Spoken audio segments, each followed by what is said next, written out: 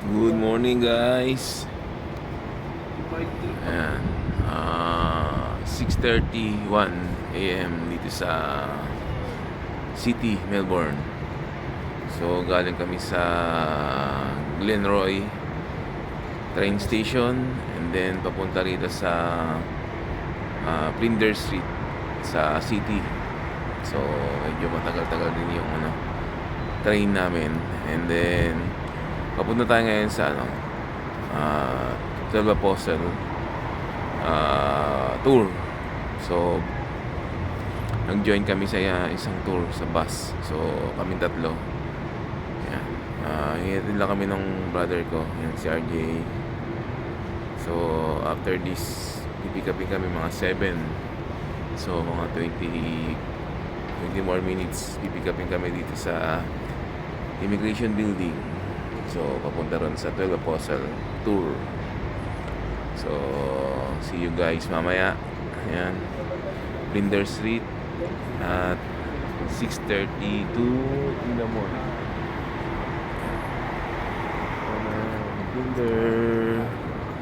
Flinders Street, Flinders Station, train station.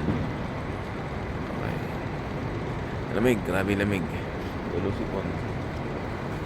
Pero yan, konting araw na lang kasi tayo dito, kaya sulit-sulitin natin ng mga libot natin. Yan. Flinders Street. Yan, 6:30 in the morning, madilim pa. So usually tumatayo kami dito alas 8. Okay, araw-araw na. Ganda yata talaga pag winter. So yan yung platform ng train. Yan. So again, see you guys mamaya. So abangan nyo yung gala natin. Okay? Bayo, Pinoy. Guys, so na-pick up na kami ng bus. So they have other pick up point that dadaanan namin. So yan, see you mamaya.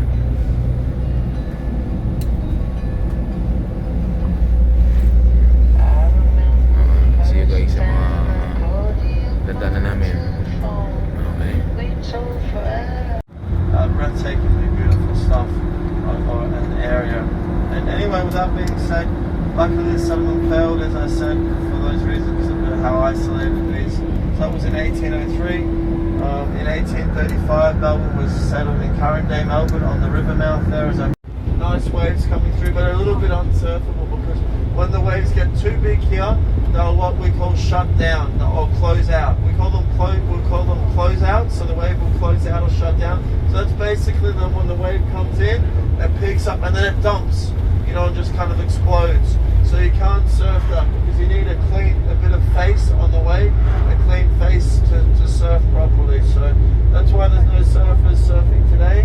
So the guys of Bells Beach and the professional surfing competition. So that's why we're the home of surfing in Australia. We're the home of professional surfing, home of Rip Curl and Quicksilver, the two world's biggest surf brands, both multi-billion-dollar global companies.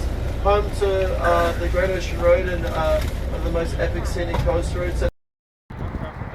Hello, good morning guys. So we're here at Once you've been to the Lily, gather around here. Thank you.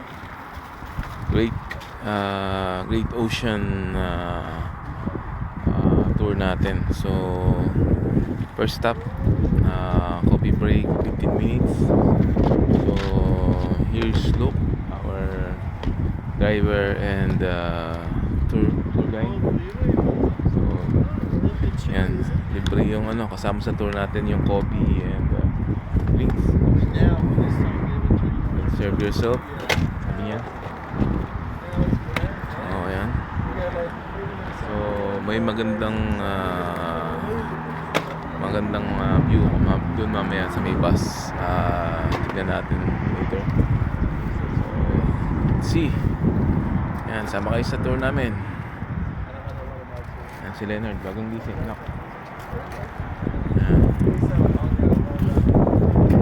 Okay, so see you guys and coffee muna tayo.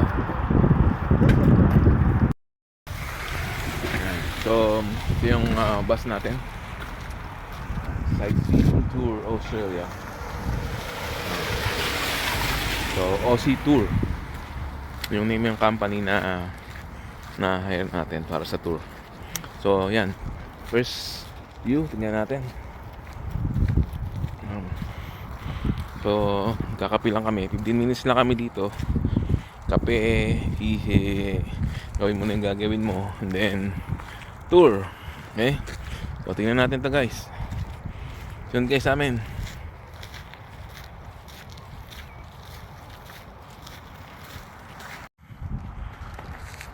Ayan, ayun ang view natin guys. May lighthouse doon. Ayan. In person na natin. Lips.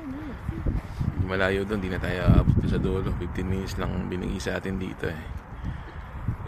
Ganda, pero maganda yung view guys. Ayan.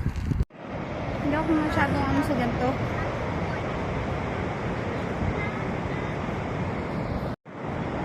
Ayan guys, yung second stop natin sa Great Ocean adventure natin ng view. Second stop natin. Ayan.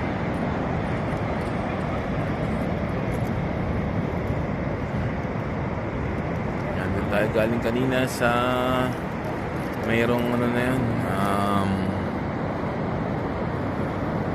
lighthouse. Kung makikita nyo yan, doon tayo galing. Yun ang beach.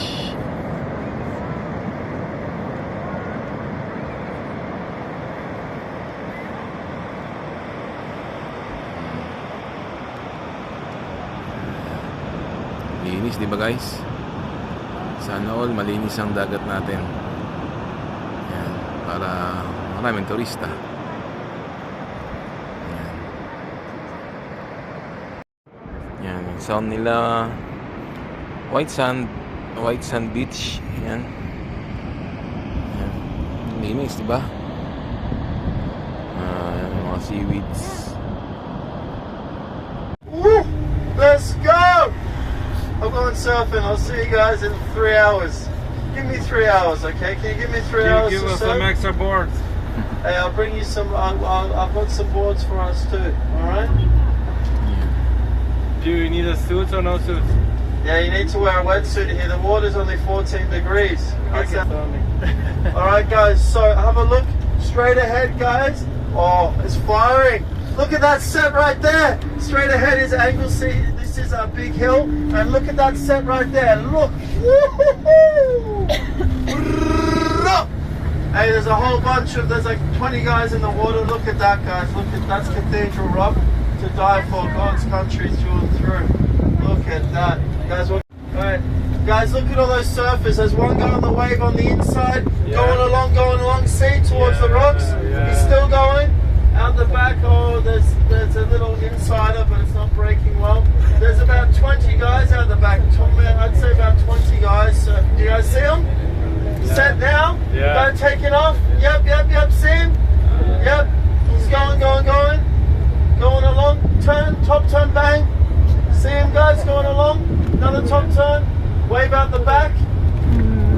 There we go. Look at that. Beautiful, huh, guys? How long can we stay in the water with with the suits? All right, wave there to the left as well. No one's surfing it.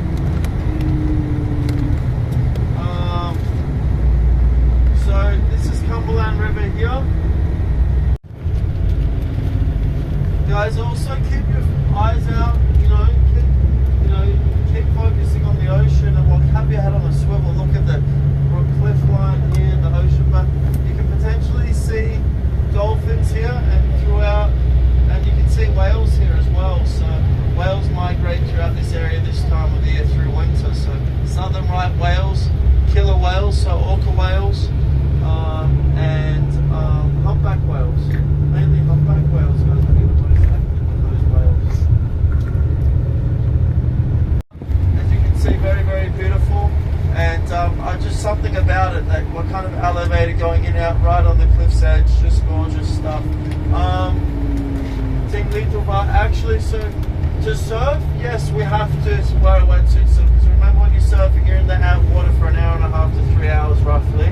Yeah. So you're going to need a wetsuit in the summer too when it gets up to 16, 17, 18 degrees, but a thinner wetsuit, a 3-2 wetsuit. Whereas in the winter, but if you were just to go swimming in that water, depending on how good you are with the cold, you may last 15, 20 minutes, 30 minutes, you know, but by 30 minutes you're going to be shivering, you know?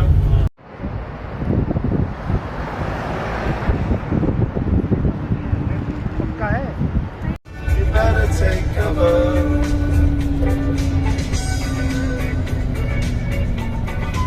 Brussels, 6'4" and full of muscle. I said, please take my language. What did he give us, Tim? He just smiled and gave me a Vegemite sandwich. Not Marmite, not Marmite. From the land down under. Oh, women go, women trender. Can you hear the thunder? You better run, you better take cover.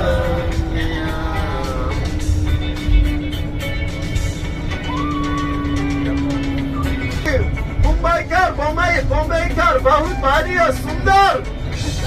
Etan in Bombay, bro, chalo. I've not much to say. Dhanyabad, Jelly. Said to the man, you tried to tempt me. Where do we come from, Ting? Come from the land of plenty, the land of plenty, little one. Let's go, brothers.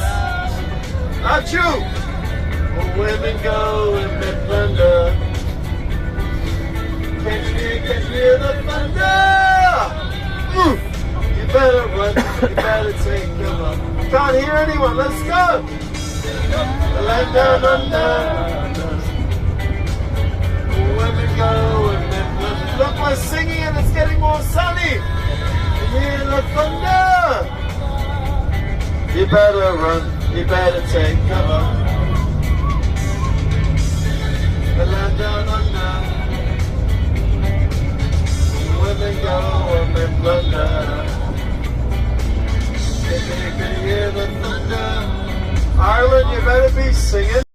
Yan guys, so tapos na kaming mag-lunch dito sa dito kami nag-lunch sa Apollo Bay. Apollo Bay. Yan. Kami nag-lunch sa Kawalan. Apollo Bay dito sa Great Ocean Tour. Road ba? Ayan. Talo mong gano'n eh. Alam ganun. Gumagawa ako ng sarili kong lugar. Yan. So tapos lang namin kumain sa park. So by 1 a.m. 1 p.m. mga gano'n na kami. Diyan na ulit. Punta ko Cubao. Yung view. Mainit pero malamig. Paano? Mainit pero malamig ang hangin. Ayan. Ano ba yan? Ano ng puno? Ayan. Ayan si Mrs. Nagtapon ng rubbish.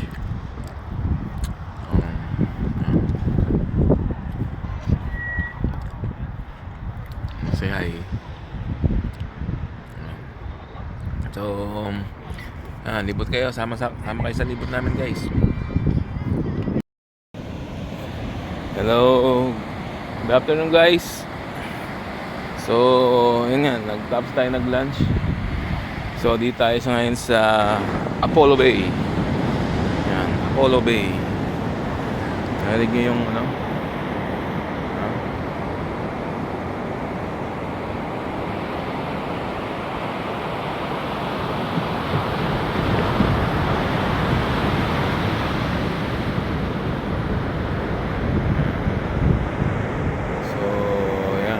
Apollo Bay. Ganda ng ano din dito. Nakaka-relax. Pero sa likod nito may town. Apollo Bay. Yung pinaka parang coastline niya. Layo mga 100 meters siguro yung town. Ganda beach.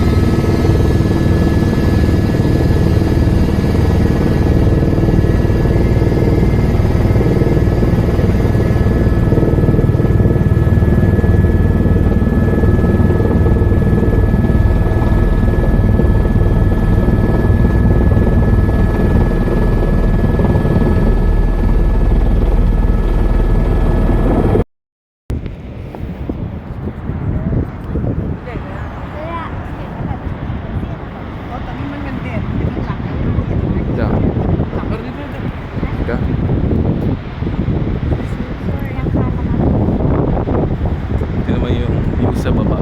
Against the light kasi dyan. Kaya nga.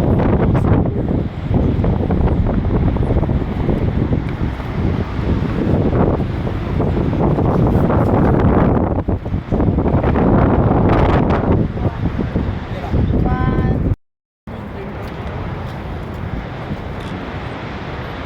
Yung mga wave, ang laki ng wave dito.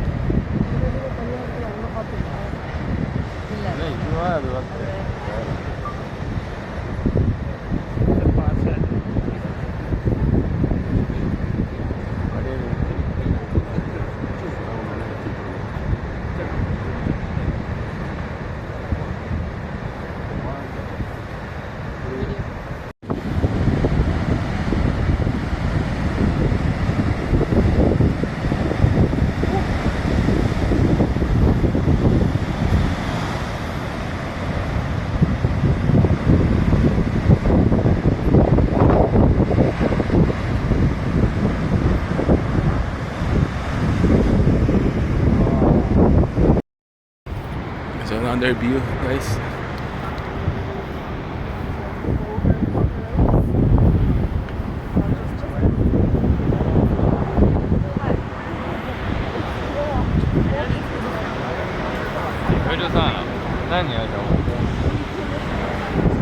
So kanina sa helicopter tour, sa kita natin itong helicopter.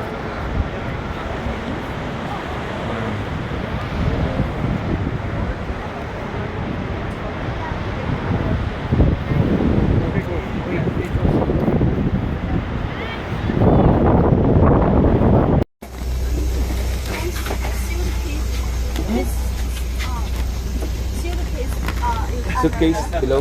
Oh yeah, suitcase. Yeah, I'll go and get it for you. Thank Okay, you. bye. Thank you. Hey, thank you. Salamat, salamat. Thank you. Bye bye. Good evening, guys. So we're here at the city. Yan. So ito yung tour naman sa mga ito lake, sa river cruise. Yan. So then yung city Flinders. Sa kabilang tulay. Pangalawang tulay din. Yan. Ano? Isa Flinders. Saan siya rin na-remember? Yan. So yan. Pabalik na rin kami. Uwi na. Yan. Anyway, it's been a long night, long day. Lamig. Medyo malamig ngayon. Gabi na. So, tapos na yung libot namin sa Ocean Road. Na-enjoy namin siya. Grabe. Anyway, so see you guys. Bawi na kami. Bayu, Pinoy. So, ayan. Nasa train station na tayo. City. So, 30 minutes pa bago yung ano natin. Yung train. Going to Craigieburn. So, enjoy natin muna yung view.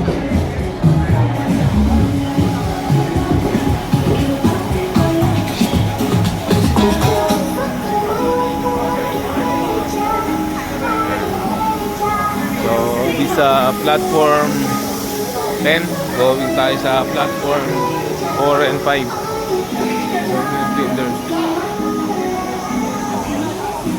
Bye-bye, City.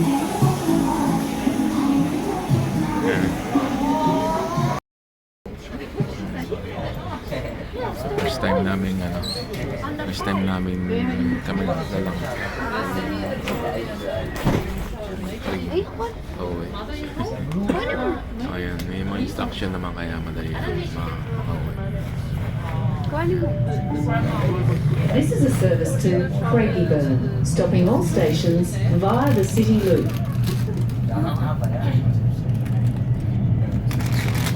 Bilis lang ang biyahe natin.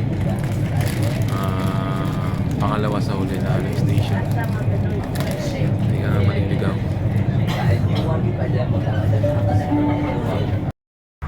Good evening guys. So dito na kami sa Roxburgh. The Ferrari. So from the train, Roxburgh, and dinner muna kami. Yan, Hungry Jack. Yan. So yan, sinundo kami ng brother ko. Kaya kami mag-dinner, Hungry Jack. So afternoon, punta kami sa isang kapatid ko kay Rachel, na Dennis. Kung kami matutulog, bukas meron tayong activity, another activity ulit. Sama kayo. Okay? Okay guys.